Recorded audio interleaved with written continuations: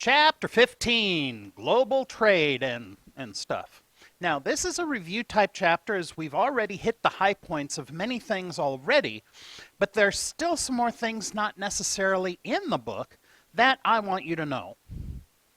The social systems are ways that people get together and behave. Two components of a social system are how people govern themselves and how people manage their resources. Economic systems are different than political systems. Political systems determine how people govern themselves and allocate power. Economic systems are how the four questions are answered and how the allocation of resources happens. Now, there are a bunch of political systems in the world. There's a democracy, there's parliament, there's a dictatorship, there's an absolute monarchy and a constitutional monarchy, there's communism, and then there's this. Ancient Greece and modern Switzerland are direct democracies where everyone made a decision on every question that came forward to the people. America has a Republican democracy, small r, Republican, where we elect representatives to make decisions for us. Britain is a constitutional monarchy. It has a queen and a parliament. The queen cannot make any governmental decisions, and the leader, the chief executive, is chosen from the legislative branch. North Korea is a dictatorship. Kim Jong-un is the law, regardless of the legislative bodies that are in existence. Cuba, China, Laos, Vietnam, and North Korea are really the only remaining communist countries in the world. Now, economic systems are very different, and they come in two different flavors, capitalist and socialist. And there's also a third kind that basically combine the two. Capitalism is where the resources are owned by and the four questions are answered by individuals. There are many things that identify capitalist systems, such as private property is protected, there's free enterprise, there are competitive markets, and there's limited government involvement. First up, private property is protected. This is not only taking into consideration personal and real property, but intellectual property as well. Resources are owned and controlled by individuals. Free enterprise.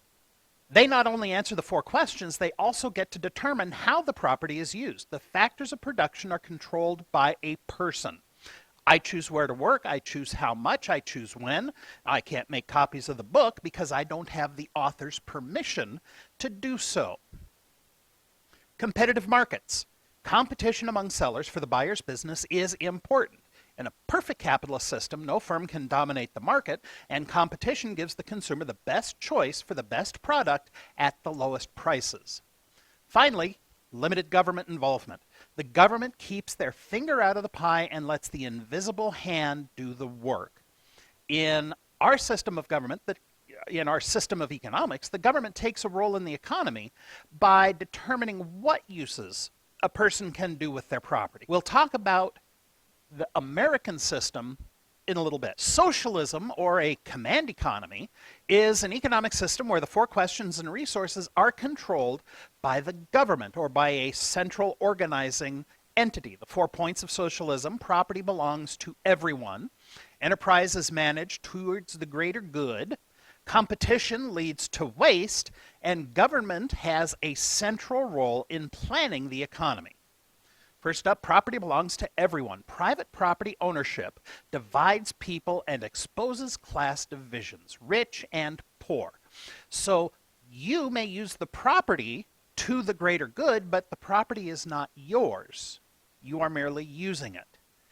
Enterprise is managed to the greater good. There has to be central planning.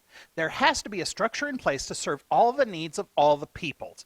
City and county divisions are reduced, all individuals are cared for, and the future is planned for as well. Competition leads to waste. The capitalist system provides for, at least in a perfect sense, a great number of sellers. And with a great number of sellers, the need to get ahead prevails and the products will be slightly differentiated. In a socialist system, the resources are put toward production of one form of product. I mean, do we really need so many different brands of essentially the same thing. Government has a central role. The government is the only entity that has the resources to do the level of central planning that's required to achieve the greater good. Therefore, government is required to take an active role in the management and planning of the economy. In a mixed economy like the United States, government involvement is somewhat substantial. Characteristics of a market economy are private property with government involvement, freedom of choice with government involvement, self-interest, competition with government involvement, and the system of markets and prices. There are land use laws. Even though I own a piece of property, I can't do just anything with it that I want. If my piece of property is right next to the elementary school, I'm not going to put a nuclear waste storage facility there. Rule of law. I have the protections of government agencies in terms of police and fire protections.